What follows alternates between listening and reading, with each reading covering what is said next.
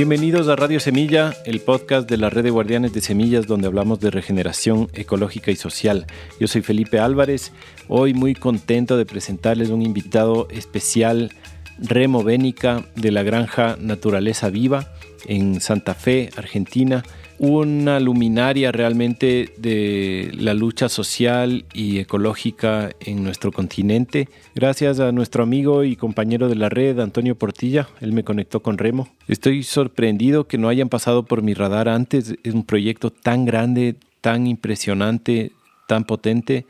Pero bueno, aquí estamos y ahora Remo nos va a contar bastante sobre su finca, sobre todo su proceso desde la Revolución Verde hasta un proyecto de 350 hectáreas de producción agroecológica que distribuye a todo el país. Y bueno, después de eso nos habla también de su historia. Por alguna razón, en esta última parte de la temporada ha sido un tema recurrente las dictaduras del Cono Sur. No fue intencional. Parece que es una historia que está necesitando ser contada. Y bueno, qué mejor personaje para contarla también que Remo Bénica. Así que muy contento de presentarles a este invitado. Tengo un par de anuncios importantes. Estamos cerca del final de la temporada. Nos queda este y un capítulo más que saldrá la próxima semana. Y estaremos trabajando en la producción de la tercera temporada, que tenemos todas las esperanzas y la convicción de que se pueda producir. Así que vamos a tener una para de un par de meses. Les pedimos por favor a nuestros suscriptores que nos esperen un poquito. No vamos a estar publicando nuevos episodios por un momento, pero vamos a estar trabajando en las otras áreas de este proyecto que requieren de más atención. También les da un tiempito de igualarse a los escuchas nuevos en todos los episodios anteriores, que ya tenemos un catálogo bastante extenso. Por favor, los que valoran este trabajo, los que valoran este mensaje, les quiero pedir que se suscriban a nuestro programa de membresía en nuestra página web radiosemilla.com. Pueden ayudarnos a seguir existiendo y acceder a beneficios virtuales y físicos de un montón de proyectos aliados, todos dedicados a la regeneración, al igual que ojalá la mayoría de ustedes. Sin más, les dejo a Remo Bénica. Bienvenido, Remo Bénica, a Radio Semilla. Un gustazo, un honor tenerte aquí. Estoy muy ilusionado de hacer esta entrevista y muy agradecido contigo también de concedérnosla. ¿Cómo estás hoy? ¿Cómo llegas hoy, Remo? Pero muy bien, muy bien. Aquí, después de muchos años de grandes tareas que hemos desarrollado con Irmina, mi esposa, digamos desde allá por los años 68 en adelante, muy fuerte militancia que hemos desarrollado, porque nos hemos dedicado a la capacitación de grupos de jóvenes campesinos, primero del nordeste de la Argentina y después en todo el país, de este gran movimiento de ligas agrarias, ligas campesinas, movimiento agrario, porque cada provincia se caracterizaba por ponerle el nombre que más estaba de acuerdo la organización, digamos, Ya. ¿viste? Así que hemos dedicado mucho tiempo a la formación de jóvenes, cursos de primero, segundo y después de tercer nivel a nivel latinoamericano. Primero y segundo eran acá dentro del país. El primer nivel era el primer curso de una semana que participaban campesinos jóvenes, chicas, muchachos de diferentes edades, pero fundamentalmente, mayoritariamente jóvenes, digamos, ¿viste? Porque hubo cursos también a nivel nacional, en el cual Irmina, ya desde sus 18 años, participaba como coordinadora de cursos de 3 meses de duración, cursos muy completos, digamos, que despertaba a los jóvenes para toda la tarea que debían hacer, digamos, porque teníamos una realidad agraria muy, muy compleja, muy difícil, de mucha explotación, digamos, ¿eh? Uh-huh. Los monopolios, decíamos en aquella época, las corporaciones de hoy, digamos, ¿viste? Dominaban totalmente y por lo tanto los precios de los productos del campo no tenían sustento para permitir a las familias vivir dignamente. Así que se fue un movimiento de muchos miles, y podemos hablar de unos 50, 70, 100.000 campesinos movilizados en algunas oportunidades cuando se planteaban programas y planes de lucha así, de reivindicaciones serias, fundamentalmente en torno a la producción, a los precios de la producción, pero también por las tierras, por cuestiones, digamos, y necesidades de las comunidades en general, digamos, ¿viste? Así que eso fue una tarea desde el 68 hasta, digamos, hasta la dictadura. Fue todo un proceso que hemos incursionado con Irmina, donde también teníamos, a través de un movimiento latinoamericano, participábamos de reuniones de formación para los dirigentes nacionales y regionales de los países con el asesoramiento y la coordinación del grupo que lideraba Pablo Freire en aquella oportunidad, digamos. ¿Pablo Freire, el brasileño o otro Pablo Freire?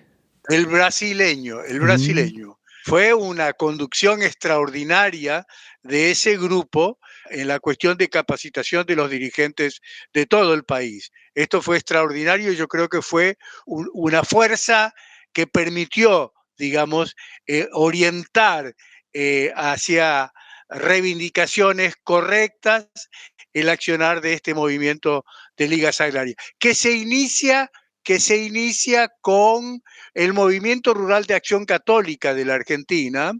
Fue a partir, digamos, del Concilio Vaticano II, donde se lanza una propuesta de un rol más protagónico de las juventudes y de los laicos en la iglesia. Pero bueno, eso después, en el año 72, ese movimiento de todo el país se transforma en lo que fue después las ligas agrarias y ligas campesinas de la Argentina. Y las ligas campesinas abarcaban desde los pueblos originarios hasta pequeños y medianos productores, y a veces medianos bastante grandes, porque fue un movimiento que aglutinó a toda la fuerza agraria en pos de los intereses de la dignidad del productor y del campesino y de las campesinas, digamos, del campo. Ya. Para entender un poquito el contexto, ¿nos puedes contar un poco dónde estás tú, de dónde viniste, cómo llegaste a ese punto en el 68? Digamos, me interesa saber un poco tu historia previa a las ligas campesinas, a las ligas agrarias, y un poco lo que pasa en la región, ¿no? Porque tú estás en el nordeste argentino. ¿Qué estaba pasando en los 60 en ese momento, en ese lugar? ¿Y cómo comenzó esta articulación? Bueno, allá por los años 60, 62, la Iglesia convoca a los jóvenes a un accionar organizado en todo el país. ¿Tú estabas ya en Santa Fe en ese momento? Sí, porque en ese momento es donde estoy ahora, que es la casa donde nací. Mira. Nada más que yo tuve una mutación muy fuerte porque en el año 78 yo estaba con una familia de 6 hermanos que trabajábamos a una escala bastante importante. Podríamos hablar de campesinos grandes de la Argentina.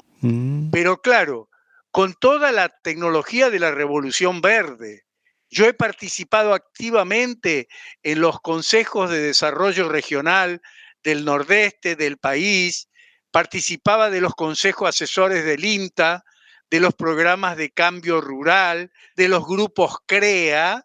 Así que trabajé varios años en los grupos CREA, que son una organización de agricultores grandes y medianos también, digamos. Y tú vienes de una familia de agricultores medianos.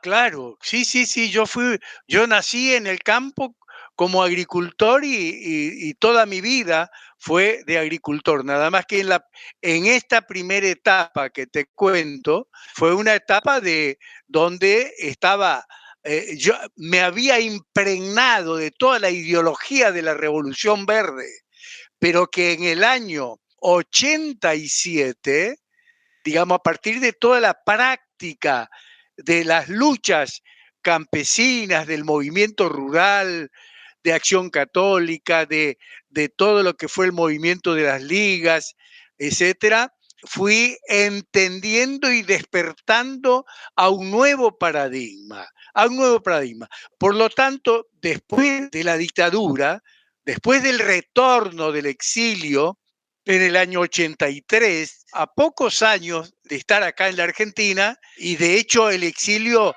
me permitió el contacto con mucha gente, con muchas organizaciones campesinas de Europa y todo lo que era ese gran movimiento de lucha de Europa por preservar nuestro ambiente, los bosques, los ríos. Ya en aquella época, cuando queríamos ir a pescar en un río de España, no podíamos ni oler el agua del nivel de contaminación que había. Mm. Entonces, vinimos con una carga de conciencia de todo lo que sucedía allá y de toda la reevaluación que hacíamos de toda la experiencia de lucha de aquí de la Argentina. O sea que, si estoy entendiendo bien, entonces lo que pasa en los 60s y 70s, tú estabas en una lucha más por la tierra, por la emancipación, pero todavía no tanto en una lucha ecológica ni agroecológica, sino... Nada que ver con la lucha ecológica todavía. Ujú. Digamos, porque estaba muy penetrado, porque yo había estado en el Consejo Asesor del INTA de experimentales regionales con mucha fuerza trabajando. Por lo tanto, no me pude despojar de esa asquerosidad, digo hoy, yo, digamos, un término que se usa acá, digamos, ¿viste? De una patraña que nos fueron metiendo a los agricultores, a los campesinos, en todos esos años, digamos, ¿viste? Entonces, al retorno del exilio, con Irmina, mi esposa, ya con hijos que iban creciendo, digamos, tuvimos 6 hijos con Irmina. Después vamos a hablar un poco de la historia de los hijos, porque fue muy traumático incluso en la época de la dictadura. Ujú. Pero bueno, quiero terminar con esta idea. Nosotros regresamos en finales del 83 para Año Nuevo del 83 y de ahí seguí dentro del mismo esquema porque estábamos en una empresa familiar de 6 hermanos, pero ya en el año 87 definimos con mis hermanos dedicar un área, en el año 87, un área a la agroecología, que era el área que correspondía a esta tierra, digamos que eran tierras de mi padre, y que venía de un fracaso rotundo y casi de perder el campo a partir de 2 años de sequía, que fue muy duro y que todos los costos de los agrotóxicos, agroquímicos, etcétera, fueron tan altos que estuvo a riesgo de perder el campo. Mm. Por lo tanto, con mis hermanos decidimos modificar y cambiar rotundamente de un día para el otro, comenzar un proceso de agroecología. Por supuesto, fue un proceso largo, saneamiento de los suelos, cortinas forestales, bosques, recuperar los bosques, porque nosotros cuando iniciamos allá en el año 87 la agroecología, tenía el campo como todos los gringos de la Argentina, con 40, 50 plantas, digamos nada más, el resto todo se había aniquilado. Fíjate vos que partimos con 50 plantas como máximo y hoy tenemos más de 50.000 plantas en todo el predio del campo donde desarrollamos la experiencia agroecológica. Por supuesto, ese proceso fue lento, de mucho estudio y capacidad para desarrollar todo lo que era la nueva modalidad. Como tiene que ser para que sea sostenible, ¿no? Porque los cambios Claro, repentinos y claro, rápidos tienden a fracasar.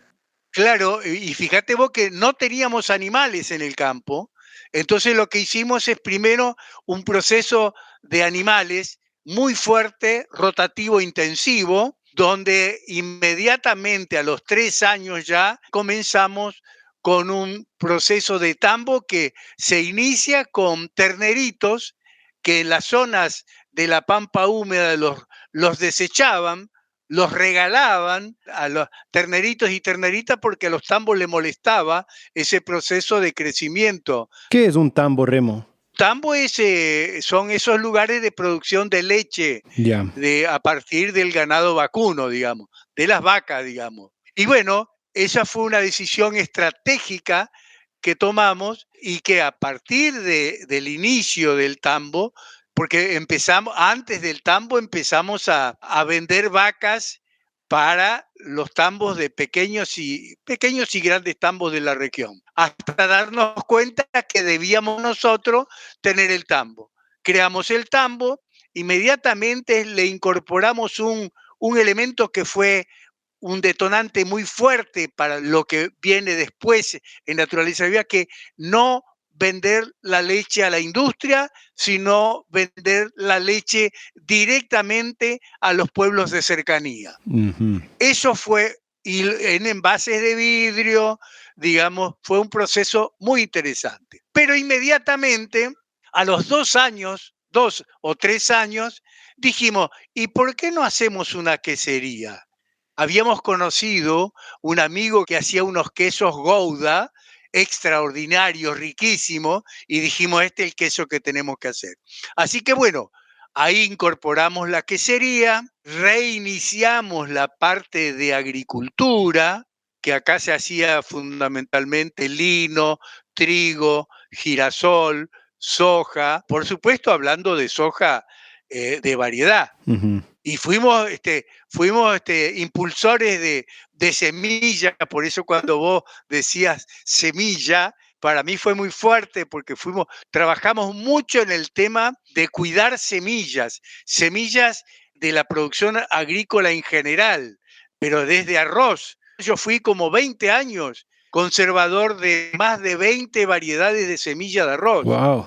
Arroz inundado, digamos, ¿viste? Con agua, como normalmente se debe hacer el arroz en general. Se habla de arroz de secano, pero ese arroz de secano también viene de arroz que es del agua, es muy raro que haya una variedad. ¿Sí? Bueno, y así fuimos creciendo, pero ¿cuál fue la estrategia fundamental? Nos dimos cuenta enseguida, a partir del nivel de explotación que se hacía sobre los campesinos, de los precios de la producción, entonces dijimos, hay que transformar los productos del campo. Lo iniciamos con el queso, por supuesto, queso, dulce de leche. No sé si conocen el dulce de leche por aquella Claro. región, pero bueno, queso, dulce de leche, yogur, ricota, digamos, manteca, y vendíamos la leche transformada, digamos. Y empezamos con el tema de la agricultura, con el lino, con el trigo, con el girasol. Época la publicidad de Francia de una pequeña prensita para hacer aceite de girasol de 5 litros por hora, miserable, pero así iniciamos, digamos. Por supuesto que hoy tenemos una prensa grande de unos 80 litros por hora, digamos, ¿viste? Pero bueno, fue un proceso de evolución. Empezamos con esa prensita, hacíamos aceite de girasol, aceite de lino, aceite de soja y comercializábamos alimentos. Y con esa estrategia de no vender materia prima, sino vender alimentos, fue el éxito total y rotundo que Naturaleza Viva, allá antes del 2000, fuimos desarrollando con mucha fuerza, y es la que hoy Naturaleza Viva es un emprendimiento con 15, 16 familias. Tenemos unas 175 hectáreas propias, pero tenemos 350 hectáreas que trabajamos en total. Estamos en suelos de tercera, estoy hablando del norte de Santa Fe, del Chaco latinoamericano estoy hablando. Entonces son suelos de una capa muy pequeña de fertilidad, de humus, digamos, viene la arcilla, pero que en todo este proceso que nosotros fuimos desarrollando, fuimos trabajando fuertemente en el tema de un suelo cada vez mejor, cada vez más vivo, cada vez más materia orgánica. Por lo tanto, esta combinación de animales con agricultura fue siempre bueno. Y la rotación permanente de los campos de agricultura agricultura, por ejemplo, viste, girasol, le poníamos un poroto, digamos, que se llama caupí. Cuando el último cultivo, la última escardillada, le decíamos nosotros, que es el último movimiento de suelo antes de que comience la floración, etcétera, ahí sembrábamos. Entonces, cuando después trillábamos el girasol, estaba toda una masa de verde y de porotos, etcétera, que a veces se trillaba o a veces se recoge en rollos para dar como adicional al tambo que actualmente tenemos, digamos. Me suena mucho la técnica de agricultura natural de Fukuoka. Pero tal cual, lo que pasa es que yo a Fukuoka lo seguí muy de cerca. Ajá. Tengo los libros de él acá. ¿Y sabés qué? Tengo también una de las variedades de arroz que él cultivaba en Japón, me la mandó un argentino que al año siguiente que muere Fukuoka, ya el 2008, me la manda por correo y le puse de nombre a la variedad Fukuoka. Así que bueno, después al dejar, digamos, por toda la tarea que tenía en Naturaleza Bio, no pude seguir, porque es una tarea muy fuerte la de mantener 27 variedades de arroz, digamos, Claro. y todo manual. No teníamos todo el equipamiento, digamos, como para hacer. Así que bueno, fuimos así experimentando lo que es la mezcla, primero lo importante, la agricultura y la ganadería, ya sea para tambo como ya sea de engorde, porque los terneros que nacen, normalmente la mitad son macho y la mitad son hembra. Las hembras se las recría para reemplazar a vacas que ya tienen su edad, digamos, después de los 12 años, las vacas ya pierden ese potencial de producción, entonces solo dedica a la cría de ternero. Y el macho lo recriamos para carne. Y lo que hacemos es, todos los meses se faenan novillos criados a campo en las pasturas. Nosotros decimos novillos felices y vacas felices, como también decimos gallinas felices que producen huevos, carne, etcétera. Siempre tenemos una mirada sobre todo lo vivo de la naturaleza, ser humano, plantas, animales, con el respeto máximo de recrear la vida de la naturaleza. Así que ese fue un objetivo muy fuerte. Y Genial. así fuimos aumentando la diversidad. Hoy producimos, te digo, voy a saltear todos los años porque fue toda con esta, fue siempre creativo y muy participativo con los hijos y con los trabajadores que integran la granja. Fue una cuestión muy fuerte el nivel de capacitación permanente y el de trabajo coordinado entre todos. Así que bueno, hoy estamos produciendo en Naturaleza Viva, para que tengas una idea, alrededor de 500 toneladas en el año de alimentos. Wow. No te aclaré, que te iba a aclarar, que las tierras que fuimos incorporando son tierras de pequeños y medianos productores que le habían entregado a los pools de siembra para hacer la revolución verde y que cuando el suelo se le hizo pelota, que terminó la fertilidad, entonces los pools de siembra se los entregaron a los agricultores.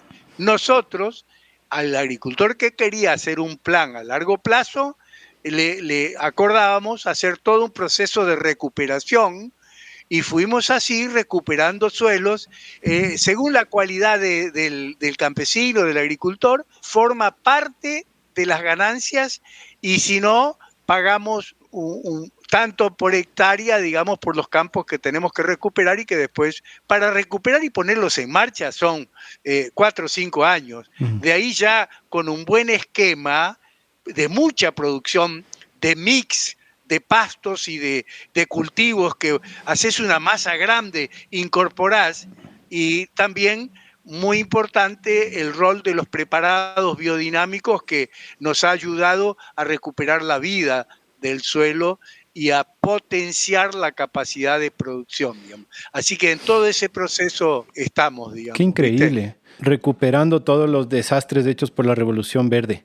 Tal cual la revolución verde habría que decir el desastre de la humanidad, Sí. digamos, porque eso se lo podemos decir nosotros. Nosotros estamos produciendo igual o más pero sin ningún tipo de gastos. Acá para 1 hectárea de cultivo de soja se gasta $450. Es una cosa por hectárea. Mm.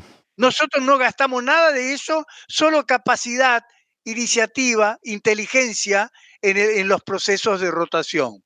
De hecho, sí, trabajamos con tractores, con máquinas que la mayoría de ellas adaptada a nuestro sistema de producción agroecológica, digamos. ¿Nos podrías describir un poco para la gente que no conocemos, pues, porque yo no conozco ese sector, cómo es el ecosistema alrededor de Guadalupe Norte? Entiendo que es el pueblo donde ustedes están y el estado de Santa Fe en general o la provincia de Santa Fe. ¿A qué altura están? ¿Cómo es el clima? ¿Cuáles son los retos del ecosistema en el que ustedes están cultivando? Estamos entre de la línea del Ecuador, del 28 al 34, digamos, está la provincia de Santa Fe. Es una zona considerada, el norte de Santa Fe, una zona que está considerada como el Chaco latinoamericano. Los bosques son menos altos, muy espinudos, etcétera. Y hay toda una franja que ya mucho antes que nazcamos nosotros ya fue eliminado esos pequeños bosques. Y la zona más sur de Santa Fe ya entra a formar parte de las mejores tierras del país, digamos, como la provincia de Córdoba, Buenos Aires, Ríos, etcétera. Son suelos muy fértiles con capas en Mar del Plata, capas de humus de 40 a 70 centímetros y suelos muy negros que son la expresión, digamos, de un humus de mucha vida, etcétera, digamos. Chévere. Y es bastante húmedo, me imagino, y no muy alto, ¿verdad? Mira, no, no es alto. Por el contrario, acá en la zona donde estamos nosotros es de un nivel de una planicie total, a tal punto que tuvimos que hacer muchas obras para el escurrimiento y la conservación del agua, muchas represas para almacenar el agua en el campo, digamos, porque eso permite que en época de sequía la humedad ayude a conservar los cultivos, digamos. Ujú. Hay una diferencia, por ejemplo, los suelos de la pampa húmeda son suelos de primera. Nosotros acá tenemos suelo de tercera, Ya. pero estamos aumentando en el transcurrir de los años la productividad, Ujú. porque trabajamos mucho con materia orgánica, con los rastrojos, con los mix de los cultivos de mucho volumen de pastizales, digamos, Ujú. ¿viste? Claro, mucha materia orgánica y mucho estiércol animal. Pero Ajá. claro, porque el animal en rotativo va dejando el estiércol en el campo y lo que dejan en el tambo las vacas de ordeñe, va a un biodigestor que produce gas. Desde el año 2002 tenemos gas metano en cantidades extraordinarias. Y lo que sale, el desecho del biodigestor, es un biofertilizante muy fuerte que va al campo, a los frutales, a todo lo que sea la producción. Porque Ujú. no hablé mucho, pero tenemos una alta producción de frutales, tenemos unas 30 variedades frutales y también de los frutales transformamos las frutas. Se comercializa muy poco las frutas. Si se transforman en jugos, dulces y mermeladas. Desde el mamón que se caracteriza a ustedes allá, Ujú. que trajimos semillas de Ecuador también para hermanarlas con los mamones de acá de la Argentina. Ajá. No sé si le llaman papaya, me parece que le dicen ustedes. Papaya debe ser. Ya, tienen allá papaya de por acá. Qué interesante. Claro, sí, de Brasil, de Misiones, de Ah, Paraguay, son zonas de mucha producción de mamón. ya. Remo, entiendo que ustedes hicieron una transición en parte por necesidad, porque ya se destruyó el suelo por completo, pero también pertenecían a todo un movimiento latinoamericano, digamos, de, ¿cómo se habrá llamado? De resistencia en ese momento, de regeneración. Pero claro, Que, porque era un movimiento muy grande el latinoamericano, porque las ligas campesinas prácticamente se inician en Paraguay. ¿Ah, sí? Y después fueron desarrollándose movimientos con distintas características y con distintos nombres en toda América Latina. A tal punto que nosotros, desde Naturaleza Viva, especialmente con Irmina, hemos recorrido muchos países de América Latina con un gran técnico de la biodinámica. Fuimos a dar charlas en Costa Rica, en Ecuador, en Colombia, en Perú. Trabajábamos mucho con las organizaciones campesinas y con las universidades también, porque acá también trabajamos muy fuerte con las universidades de la Argentina. Por supuesto, algunas participando muy activamente de la Revolución Verde, pero también siempre no descuidamos a estas organizaciones incorporarla en esta cuestión de la lucha por la agroecología, por la biodinámica, por la permacultura, por todas las corrientes, digamos, que conservaban el suelo y que proponían cultivos de calidad para una vida mejor de nuestra población latinoamericana, digamos. Eso te quería preguntar, como cuáles nomás fueron sus referencias y sus inspiraciones en el momento de decidir hacer esta transición, de regresar al campo, porque me imagino que en parte tienen que haber sido estas también técnicas que venían de afuera, como la biodinámica o la permacultura, pero también el conocimiento tradicional campesino, qué tan potente Pero era por tal ahí. cual, te iba a decir eso.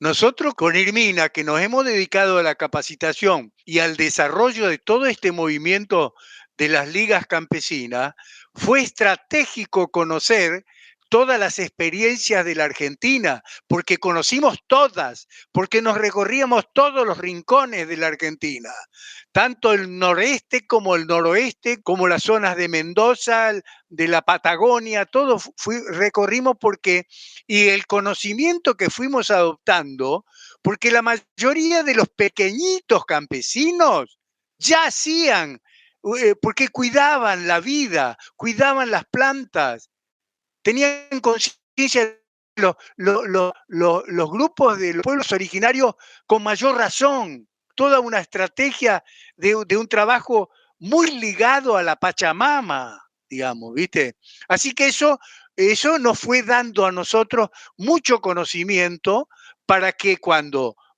decidimos volcar y a generar toda esta organización en Argentina y en América Latina, digamos, ya teníamos harta experiencia de haber cotejado la importancia de la producción ecológica. Nosotros trabajamos muchos años en la biodinámica, trabajamos muy relacionados con la permacultura, digamos, con todas las corrientes fuimos, pero fundamentalmente una corriente más general que fue la de la agroecología en general. La agroecología toma todo, pero digamos, respetando todas las corrientes que cada sector, cada lugar, cada comunidad va adoptando, digamos, ¿viste? Y se están generando acá en el país mucho estas corrientes de distintas formas y manejos de suelo, pero con el respeto total a la vida del planeta. Esto nos rige a todos los movimientos campesinos que están dentro de estos lineamientos de la agroecología, digamos. Y hoy, por suerte, la Argentina tiene un área del gobierno nacional, con este último gobierno, una Dirección Nacional de Agroecología, con un gran compañero que coordina eso y que está desarrollando una corriente muy fuerte a nivel de municipios. Más de 100 municipios de la Argentina ya están apoyando la agroecología. Y Mira. esto es interesante. Hay varias universidades en las regiones y en el país que están apoyando toda esta y coordinando todo este trabajo. Así que estamos con mucha alegría visualizando un cambio muy fuerte, muy profundo en la Argentina. Yo siempre digo dentro de las redes sociales, el año 2030, Argentina libre de agrotóxicos, Uf. porque es tal grado de envenenamiento de nuestra gente, de los chicos, de las escuelas y de todo, que se está descubriendo a partir de las universidades que están haciendo análisis del agua, análisis de las comidas, análisis de los suelos y mostrando, digamos, este fenómeno del desastre de la Revolución Verde. Así que hay que ser miope para no darse cuenta que está gastando más y sacando menos ingreso que los que estamos haciendo agroecología. Totalmente. Además, con la felicidad de estar haciendo una obra de bien a nuestra Pachamama, que es la que nos da todo, nos Claro. da la vida, nos da cosas. Y hoy tenemos que reconocer que nuestra madre tierra está muy complicada, el planeta está muy complicado y que tenemos que trabajar muy fuerte, digamos, en esa línea. Y bueno, a mí me quedan no muchos años, pero con mis 80 años, casi ya 79, digamos, me estoy dedicando mucho al tema de recuperar y de poner plantas por todo donde haya que poner. E incluso de colaborar también con Semilla, ¿eh? Ujú. Esta gran radio que tenemos en el continente. Qué lindo. Remo, pero me imagino que en Argentina esa lucha contra las corporaciones agrarias, contra los transgénicos, debe ser bien dura, ¿no? Porque es un gran exportador de soja transgénica y de... O sea, ¿cómo le ves a esa lucha? Porque Argentina es de los Mirá, países tal vez más metidos en el tema, ¿no? pero por supuesto, Brasil y nosotros somos los que más estamos metidos en esta, yo digo en esta, no puedo decir mierda porque la mierda se hace compost y también vuelve a la tierra, pero Ajá. en este desastre. Pero ¿sabés qué? Lo que pasa es que hay muchos movimientos ambientalistas, muchos movimientos en los barrios de las grandes ciudades que están llevando un mensaje muy fuerte y que la gente de las ciudades está demandando productos. No te das una idea. Mm. Nosotros, cada mes va un camión de aquí de Naturaleza Viva con 6 toneladas de alimentos para redes de Córdoba, 6 toneladas de Wow. alimentos para redes de Rosario y Buenos Aires por mes. Es decir, hay una demanda que no puede ser satisfecha y por lo tanto esto le está siendo favorable a este camino de la agroecología, el camino del buen vivir. Yo creo que quizás antes del 2030 todavía, la Argentina tiene que poner coto al tema de los agrotóxicos por el desastre que está habiendo de cáncer de niños y de jóvenes. Increíble, es el desastre que está habiendo. Y la comida chatarra que está comiendo la gente, por favor. Che, el tema es desastroso. Ujú. Así que bueno, yo creo que un grado de sensatez va a ayudar a todas las organizaciones ambientalistas, a todas las universidades, a todos los movimientos para replantear este grave. Este año conseguimos este organismo nacional. Ya el año que viene vamos a tener una secretaría de la agroecología, ¿entendés? Y vamos a ir evolucionando así.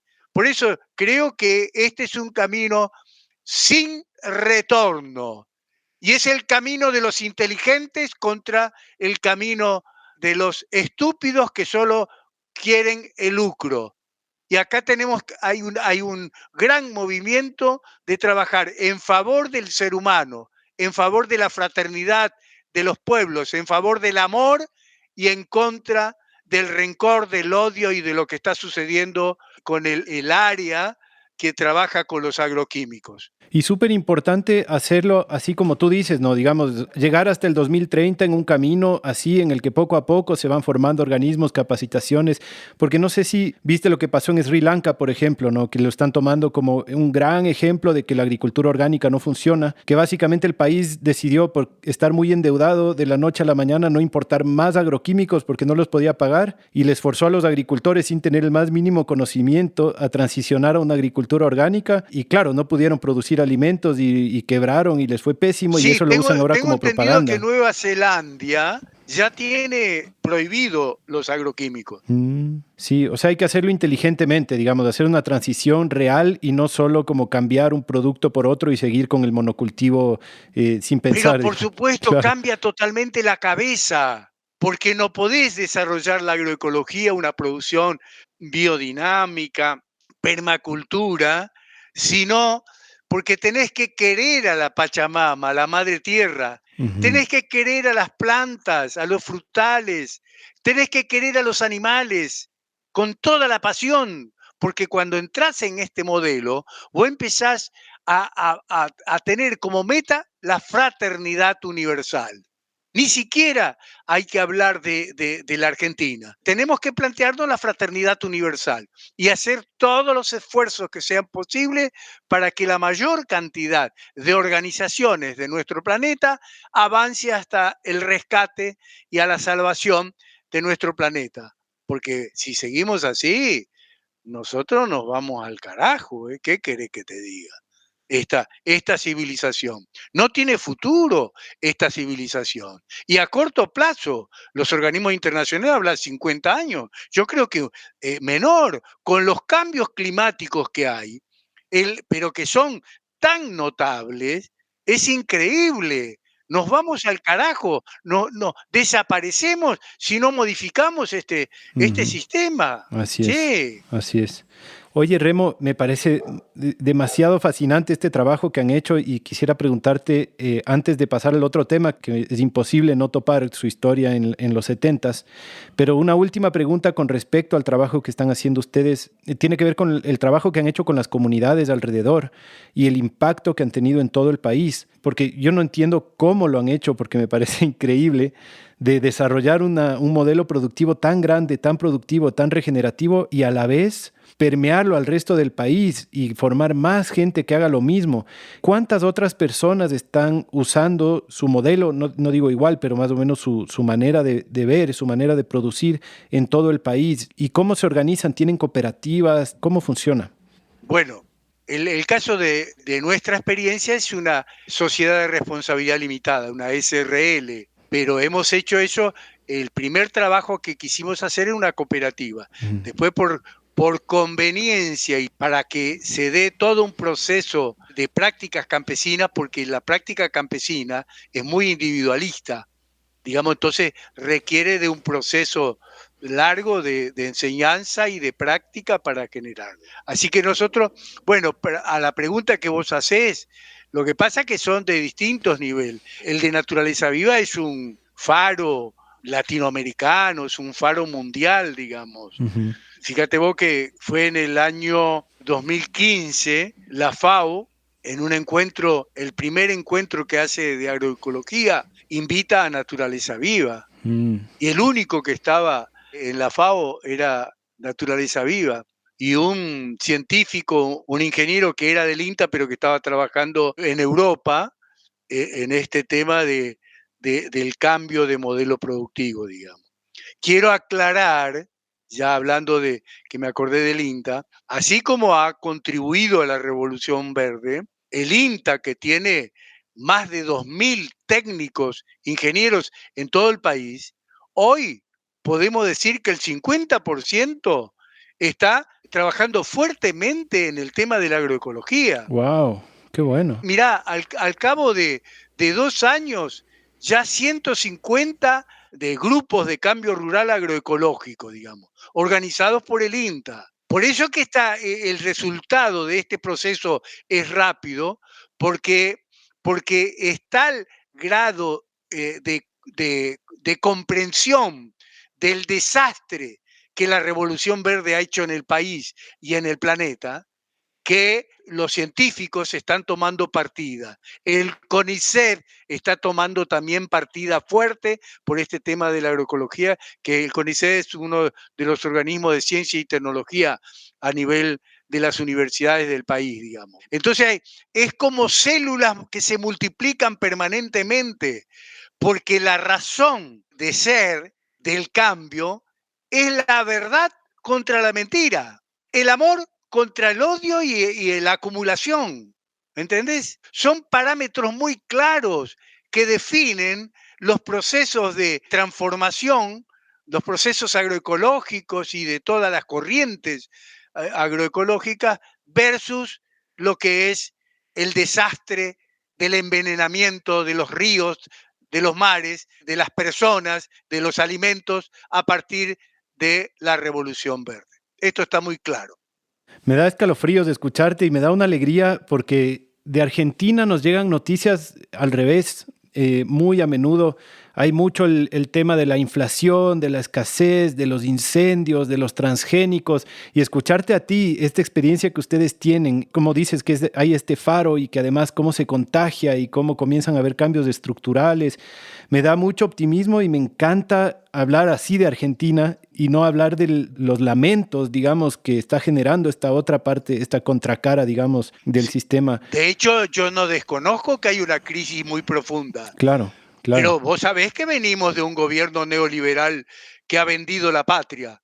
Más de 100.000 millones de dólares de deuda externa tenemos que bancar, querido. Y esto lleva a una agudización de la crisis social, la crisis productiva, etcétera. Pero bueno, la tenemos que bancar y tenemos que resurgir de toda esta corriente, digamos, importante de participación, digamos, ¿eh? Mm. Y es muy tarde para no ser optimistas, dicen. Claro, pero Sí. sí, hay que ser optimista porque Sí. si no, no tenemos chance. Ajá. No tenemos chance si no somos optimistas y tratamos de contagiar y de trabajar fuertemente en la organización de redes que permitan este proceso de transformación. Así es. Remo, quiero cambiar de marcha porque el tiempo pasa y me da miedo no llegar a la siguiente parte de la, de la entrevista.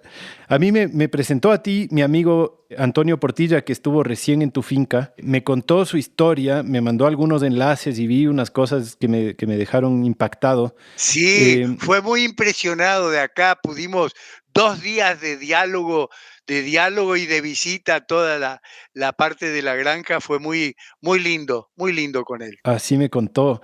Me dijo que una de las cosas que más le fascinó de estar donde ustedes es la tradición que existe alrededor del mate, cómo lo usan y cómo ha sido también parte de su historia. ¿Nos quieres contar un poquito de cómo, qué tan parte de tu cultura, de su cultura, es el mate?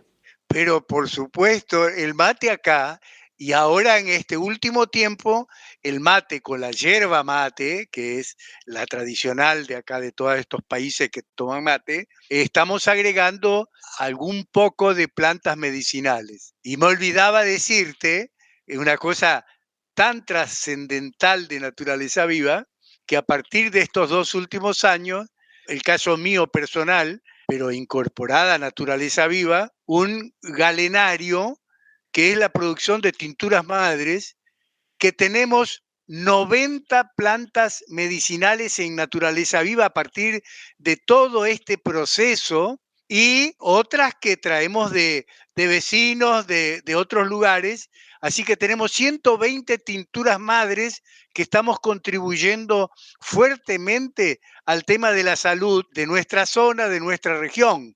Fíjate vos que con el tema del virus, nosotros teníamos tinturas madres que protegimos a todos los que trabajaban acá en la granja. No tuvimos ningún inconveniente. Pero no solo eso, estamos en un proyecto muy fuerte. Tengo una de mis hijas que trabaja en el CONICET, en la Universidad del Litoral, y nos propuso hacer fideos ecológicos. Estamos haciendo una experiencia de harinas de plantas alimenticias. Es Mira, increíble el potencial que tenemos para hacer harina y esto divulgarlo en América Latina porque esto es muy importante porque las plantas alimenticias podemos agregar a nuestra manera de hacer, a la panificación, los fideos, los guisos, todo según los hábitos y costumbres. Y eso lo podemos tener conservado, digamos que es muy importante. Además, hay plantas que son de árboles alimenticios y medicinales. Así que, digamos, tenemos esas áreas también. claro. Yo para esta conversación contigo nunca tomo mate, pero ahora decidí tomar mate porque dicen que así uno se conecta con la otra persona. Qué bueno. Así que el mate acá es 2 veces al día. A la mañana cuando nos levantamos, mínimo 1 hora en familia tomamos mate. Y a la tarde, porque siempre hacemos siesta, es la cultura de nuestra región, digamos, ¿viste? 1 hora, 1 hora y media de siesta y ahí nos levantamos y también 1 hora de mate. Y después al trabajo. Esa es la costumbre. Y es un hábito muy fuerte ese, ¿eh? No podés ser, acá es toda la región, es la cultura del mate, ¿eh? De hecho, la producción de yerba mate es de Misiones, que es una zona parecida al Paraguay, con las características, digamos, de donde viene muy bien la yerba mate, digamos, ¿viste? Tengo también la planta de yerba mate, pero no es una zona, es muy delicado. De hecho, el vasito en el que estoy tomando mate yo viene de Paraguay. Me lo compré allá, es un vaso de Palo Santo en el que toman tereré. Ah, palo santo es una medicina. Ajá. Yo tengo tintura del palo santo molido, hago la tintura Ah. y es excelente como medicina. Así que esto divulgalo porque es muy importante. Además es de un crecimiento exponencial en la Argentina el uso de plantas medicinales. Que Mm. puede ser en los tés o puede ser tinturas o de la manera que sea, digamos, Ajá. ¿viste? Remo, cuéntanos, ¿qué pasó en la década de los 70 contigo, con Irmina y con tus primeros hijos? Claro, bueno, mirá, el 76, plena lucha de los movimientos campesinos, vos sabés que logramos paralizar un proyecto de la dictadura que quería vender 1 millón de hectáreas, 500.000 hectáreas de Formosa y 500.000 hectáreas de Santa Fe a una empresa de Estados Unidos. Y ¿sabés qué? Campesinos marchamos con banderas argentinas y plantamos las banderas argentinas y cuidamos el terreno y no pudieron vender ese suelo. Hmm. Tal era el nivel de lucha. Entonces, cuando todo este movimiento que fuimos conquistando tierra, fuimos conquistando derechos, precios de los productos, etcétera. Entonces, cuando viene la dictadura, nos lanza una persecución a todos los dirigentes de las ligas agrarias y campesinas del país. ¿Te imaginás? Torturas, muertes, desapariciones. Tenemos todavía campesinos dirigentes de las ligas agrarias que todavía no sabemos dónde están. Hmm. Y por supuesto, Irmina y yo, que éramos los coordinadores de la región nordeste y del país, digamos, de todo este movimiento, especialmente lo que era capacitación y formación de cooperativas, de campesinos, tuvimos que lanzarnos a la selva. Nos buscaron para matar. Así que bueno, y estoy hablando ya previo al golpe militar, cuando muere Perón, ya los militares se fueron apropiando de las estructuras del gobierno y ya se inicia una persecución muy fuerte, así que nosotros, como conocíamos a todas las zonas rurales, campesinos, todos ellos nos fueron cuidando en la primera etapa en las casas y en la segunda etapa directamente teníamos que vivir en la selva porque el desplazamiento de los militares y policías y gendarmería, digamos, sí que tuvimos que vivir en la selva, debajo de los árboles. Hmm. De hecho, a la noche llegábamos a las casas de los campesinos que nos daban alimentos, pero también utilizando los alimentos de la selva, digamos. Y así vivimos 3 años en las selvas del Chaco y después cuando se da una persecución muy fuerte y que nos estaban rodeando todas las fuerzas de seguridad y militares para matarnos, logramos desplazarnos a la provincia de Santa Fe y vivimos 1 año más en los cañaverales del norte de Santa Fe. Cañaverales es las cañas que es para producir azúcar. No Ujú. sé si la conocen así allá. Sí, acá también hay, sí. Bueno, entonces vivimos ahí y como con el fracaso del gobierno, los campesinos no levantaban la caña de azúcar, así que teníamos cañaverales de más de 3 metros de altura, así que teníamos nuestra casa en los cañaverales. Wow. Tuvimos nuestra primera hija en la selva chaqueña, hicimos una casa subterránea, le llamamos tatucera, 3 metros de profundidad bajo tierra. Wow. Yo le atendí el parto a Irmina y de hecho después a los 45 días, porque no podíamos tenerla ella en la selva, por los bichos, por los mosquitos, por distintas cuestiones y también porque, para evitar el llanto, digamos, ¿viste? Se la Claro. dimos a una familia campesina, que después se enteran los milicos y tenía apenas 8 meses de edad y la llevaron a la cárcel, Uf. a mi hija. Estuvo hasta los 2 años en la cárcel, querido, Uf. para que te des una... Y bueno, Así, y cuando vinimos en los cañaverales, tuvimos el segundo, que es el que actualmente lleva toda la gestión de acá de Naturaleza Viva, que nació en los cañaverales, en pleno invierno, con un frío increíble, pero bueno, había que arreglarse. Así que le hice una bolsita con alambre de ese alambre de acero de los alambrados, ¿viste? Y la trasladaba al hombro de un lado para el otro como si sería una valija, digamos, ¿viste? Y así hasta que salimos del país, viajamos a Brasil, de Brasil a Madrid, que nos fuimos protegidos por ACNUR, que es el alto comisionado de las Naciones Unidas para Refugiados. Eso sin su primera hija. Sin nuestra primera hija, si estaba en la cárcel. Qué fuerte. No, a la primera hija recién cuando regresamos del exilio, tenía 6 años cuando nos volvimos a encontrar con nuestra primera hija. ¿Te imaginás que no nos conocía?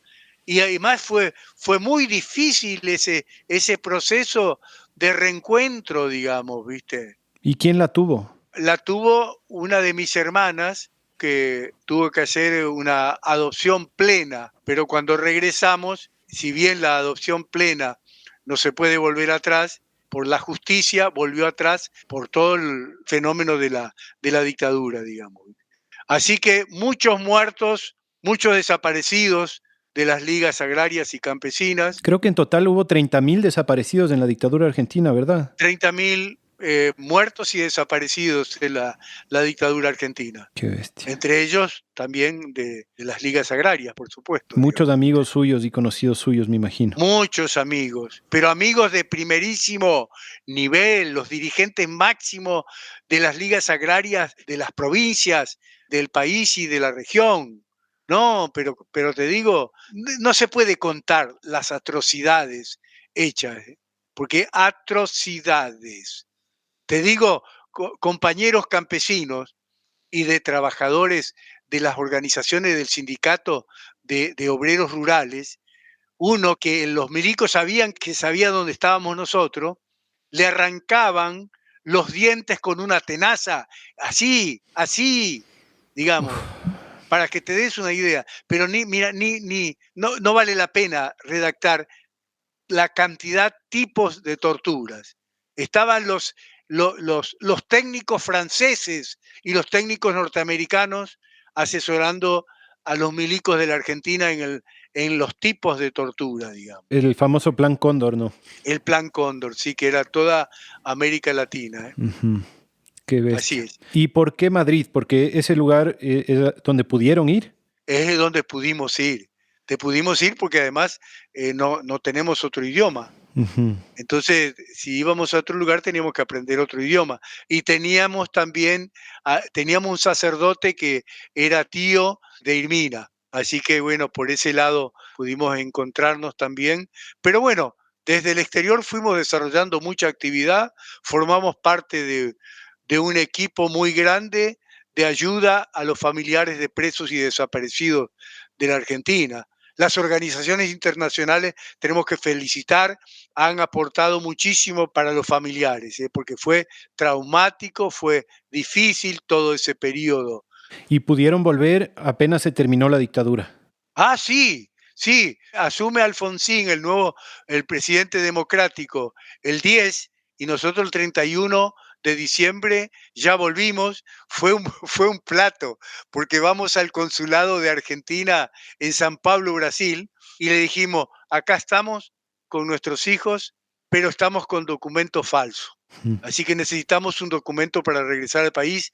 Nos llamamos Remo Bénica y Hermina Kleiner, y así que nos dieron pasaportes provisorios que pudimos ingresar al país. A los 20 días de terminada la dictadura, ya el consulado nos atendieron, pero de maravilla, de maravilla. Y pudimos ingresar al país y no hemos tenido ningún inconveniente, ¿eh? Ningún inconveniente. ¿Te imaginás que cuando regresamos, Irmina tenía que terminar alguna carrera de la facultad, de la universidad? Entonces la universidad le dice, bueno, tenés que ir a sacar en la policía un comprobante de buena conducta. Así que fuimos y ni un problema, un certificado de buena conducta. Vos podés creer. Aquí no ha La, pasado la, nada. ¿Quién lo tiró? Bueno, así fue, Qué así cosa. fue. ¿Y cómo encontraron el movimiento y las ligas agrarias cuando volvieron? Me imagino que estaba todo No, desarticulado. todo desarticulado, todo desaparecido, un éxodo campesino increíble y la apropiación de las tierras por las corporaciones. Ujú. No, un fenómeno, te digo. Nosotros teníamos en el campo unas 600.000 familias del campo. ¿Sabés cuántos hay? No alcanza 100.000 hoy, digamos, Wow. ¿viste? Y se fueron apropiando de las tierras. El alto porcentaje de las tierras está en manos de gente que no es campesina, que es rica, que a veces ni vive en el campo. No, es tremendo el nivel de desastre de la estructura agropecuaria. Y eso casi no entra en la narrativa, ¿no? Hablamos de los desaparecidos y de los muertos, pero los cientos de miles de campesinos desterrados Pero casi no se cuenta. por supuesto, los viejos quedaron en el campo que prácticamente ni siquiera tenían la posibilidad de trabajar la tierra, Claro. porque se la fueron acaparando los grandes pools de siembra, digamos, ¿no? No te digo, un desastre. Por lo tanto, uno de los planteos que hacemos actualmente es la nueva ruralidad pensada para un nuevo país. Ujú. ¿Y ustedes volvieron directamente a rearticular el movimiento? O sea, a seguir el mismo trabajo que estaban haciendo cuando se fueron. No, no pudimos. No pudimos hacer nada cuando volvimos. Por eso nosotros desarrollamos esta experiencia de agroecología en el campo de mis viejos, digamos, y que fue exitosa y que así fuimos contagiando a cantidad que podemos hablar de, qué sé yo, 5.000 experiencias en la Argentina de agroecología hoy, con todo este movimiento. Sí, sí, sí. Y además está aumentando permanentemente el tema de las fincas, de las granjas, de las cooperativas, etcétera, digamos, ¿viste? En el campo. Pero es un proceso lento, porque no es fácil, porque ellos compraron las tierras, entre comillas, muchas se las dieron los milicos, pero tienen toda la papelería. Entonces la expropiación, no queremos ni hablar de expropiación, queremos hablar de convencer, porque se están convenciendo algunos también que tienen muchas hectáreas en este camino de la agroecología. Yo creo que ese va a ser un camino muy importante. Y la experiencia de naturaleza viva, de producción, transformación y comercio de alimentos de calidad agroecológica, eso se va a ir extendiendo en campesinos también más grandes acá en la Argentina. Claro. Hay mucha esperanza en eso. Tuvimos recién una invitada de Brasil que participa del movimiento Sin Tierra, de los trabajadores rurales sin tierra, Sí, sí. que están justo en ese tema de la expropiación de cientos y miles de hectáreas en desuso, digamos. En Argentina hay eso en alguna medida, están en una lucha por la tierra también. ¿Qué tan fuerte está eso? Hay luchas, pero parciales y no significativas todavía, porque Ajá, todavía ese tema es así como que cuesta plantearse la expropiación para una redistribución de la tierra. La reforma agraria casi que hay que decirla en voz baja, ujú, digamos. Es muy, muy significativo lo que han hecho los militares y especialmente el último gobierno, el anterior gobierno de Macri, con los desastres de fomento de lo que es digamos, la contra de la agroecología, digamos. claro.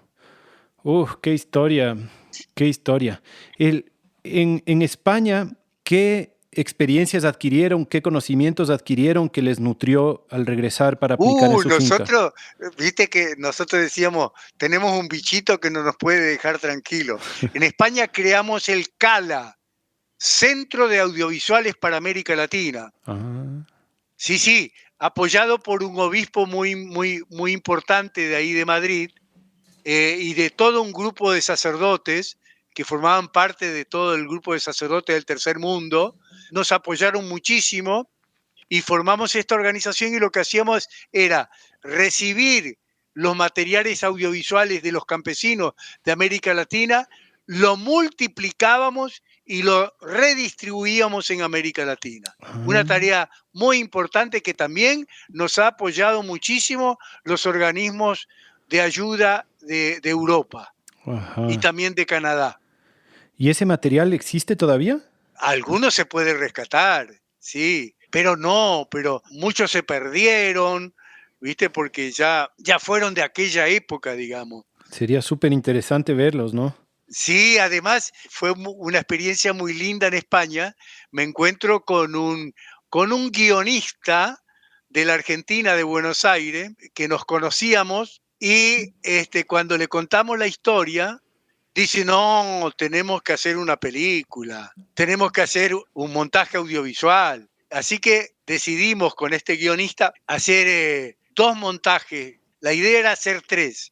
La realidad del campesinado de América Latina, los procesos de lucha de los campesinos de América Latina y la nueva sociedad. Hmm. Así que este último no lo pudimos hacer, esos 2 primeros lo hemos hecho, que lo hemos distribuido 500 copias en América Latina, de estos 2 primeros, muy lindo, con un dibujante extraordinario, exiliado guatemalteco, que nos hacían los dibujitos de las diapositivas, digamos, ¿viste? Así que bueno, hemos hecho eso. He participado de un grupo de muchos compañeros argentinos para todo este programa de ayuda a las familias de la Argentina. Esos tampoco se los puede ver. Nuestros oyentes lo pueden encontrar en algún lugar, ¿o no? Podría ser, pero es muy difícil, ¿eh? Muy difícil. Y aparte de eso, entiendo también les hicieron una película y escribieron un libro sobre su historia, ¿no es cierto? Ah, claro, hay un libro de bastante grande que tenés que conseguirlo. Yo creo que este compañero que vino acá me parece que lo llevó para que lo puedas ver, que se llama Monte Madre. Ya. El título tiene que ver con la selva que nos dio nuestros hijos, nuestros 2 hijos, Monte Madre. Muy Ajá. lindo, un escritor jugado el 100% por un libro educativo, de formación, etcétera, digamos. Y la película, a partir del libro, después Juan Baldana, un director de cine, hace la película que se llama Los del Suelo. Esa la podés seguramente encontrar en Cinear. Ah, buenísimo. Los del Suelo. Ya, perfecto. Yo les voy a compartir en las notas del episodio, voy a buscar el enlace y los voy a compartir para que puedan ver.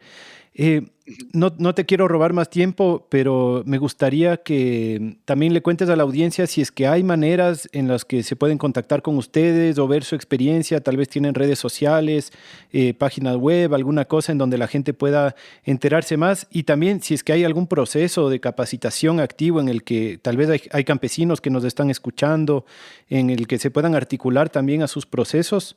Mira, yo creo que podés poner el teléfono mío, digamos, que es lo más directo, y también puede ser el correo electrónico, venicarremo@yahoo.com.ar. Perfecto, yo voy a poner ese contacto para que te escriban. Tal vez no voy a poner el de tu teléfono para que no te Sí, bombardeen. sí, sí, sí, sí, sí. Qué lindo, Remo. Me ha inspirado muchísimo conversar contigo y me llena de alegría y de optimismo lo que tú has hecho y lo que sigues haciendo tú con Irmina y tu familia.